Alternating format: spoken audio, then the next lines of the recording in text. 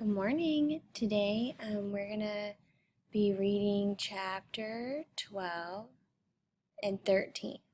Okay, so you can really say 12 through 13. Okay, first we're going to complete our fill in the blank warm-up activity. Be ready to fill in the blank as I read out loud. Jebediah Brewster takes blank down to his blank. He takes Homer down to his basement where he's hiding runaway slaves. The African Americans in the basement are afraid. Homer learns that the slaves will be on the move that night. Homer asks Jebediah for a blank, but he does not have one because he doesn't believe in blank. Okay, Homer asks Jebediah for a gun, but he does not have one because he doesn't believe in violence.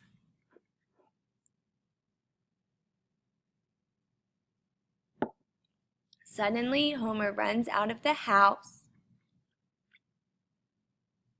Before he can get into the bathroom, Smelt grabs him and asks Homer where the slaves are hidden. Homer lies to Smelt, and Smelt makes Homer take him to where Homer says the slaves are hidden. Once they are there, Samuel Reed appears out of nowhere, swinging an iron bar. And today our focus question is, how does Homer's overall adventure lead to an active plot that keeps the reader engaged? Before we move on, we have two vocabulary words. The first one is scavenge. That means to collect anything usable from discarded waste. So that's this first picture. This little boy is scavenging through some rubble.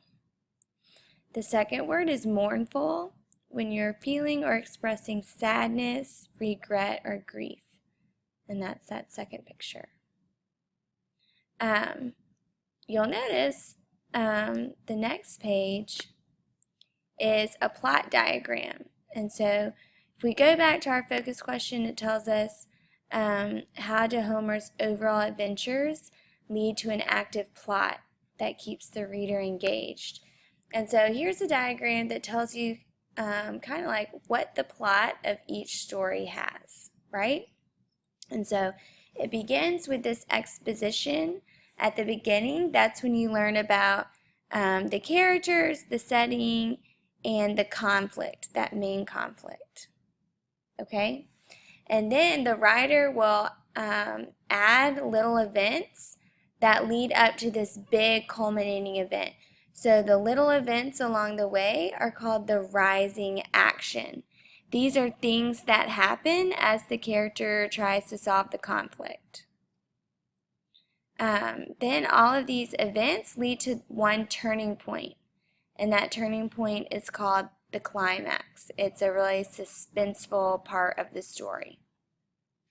And then the problem is resolved. And so the following action, those are all the events that happen after the climax. And then last you have the resolution, how the main character solves the problem and what the result is. And then that will lead you to think about the themes, like what lesson did the character learn throughout the chapter. Okay? So keep this pyramid in mind, this plot diagram in mind, as we're reading through chapter 12 today. And we will be using this graphic organizer. Pretty similar, it just has fill in the blanks, okay? So we're at the beginning of chapter 12, and remember, we want to know the setting, the characters, and this conflict, who's fighting. So I'm on page 60 at the beginning of chapter 12.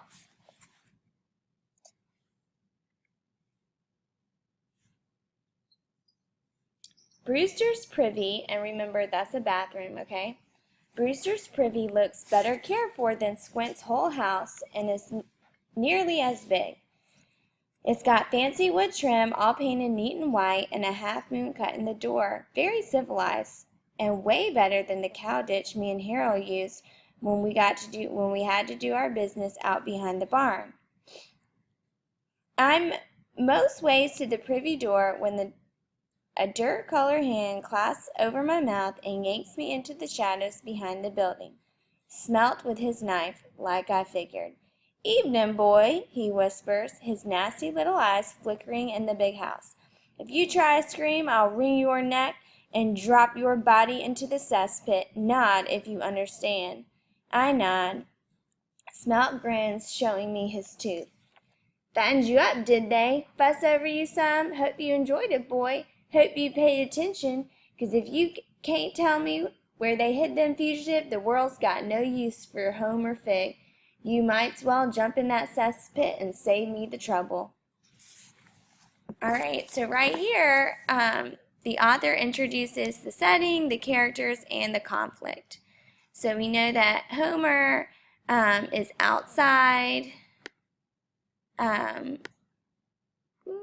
I thought I had, let's see, let's try it. No, one more time.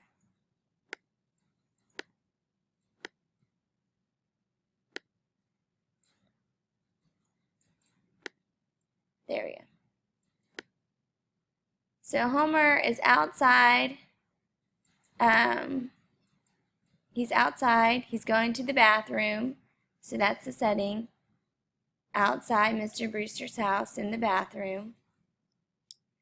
And Smelt sneaks up behind him and asks him if he knows where the fugitives are. So our characters, so the setting is outside in Mr. Brewster's privy. The characters are Homer and Smelt. And the situation is Smelt wants to know where the slaves are hidden. So all of that goes in the exposition. Press pause to write down your answer and play when you're ready to get started. The conflict is between Homer and Smelt. Okay, so now as we're reading, we're looking for like 3 big events. And we might have 4, 4 big events that lead to this huge suspenseful event. Okay, so now my brain has been racing. My brain has been racing since I run from the house, trying to find a lie that will save me and the runaway slaves and Mr. Brewster too. Comes to me in that very moment with Smelt jabbing the point of his knife in my ribs, looking for a soft spot. Don't know if the lie is powerful enough to work, but it's the only one I have at the moment. "Gemstones," I explain. "Tourmaline." "Hush your voice, boy," he hisses. "In the mine," I tell him. "They're hiding in the old Tourmaline mine." That filthy hand of his starts squeezing on my neck. "The mine? Who told you? The cook or the old man?" "Showed me," I say, grasping for it as his hand tightens. "You say he took you up to the mine and showed you where he's got the slaves hid? You expect me to believe that?" The part of the lie I'm counting on is Smelt doesn't know he was spotted shadowing me and Jebediah Brewster in the mines. Best kind of lie has some truth in it, just like Smelt said. Used to drive my brother Harold crazy when I told folks our dear father was killed by a tree that measured a mile high from the roots to the top.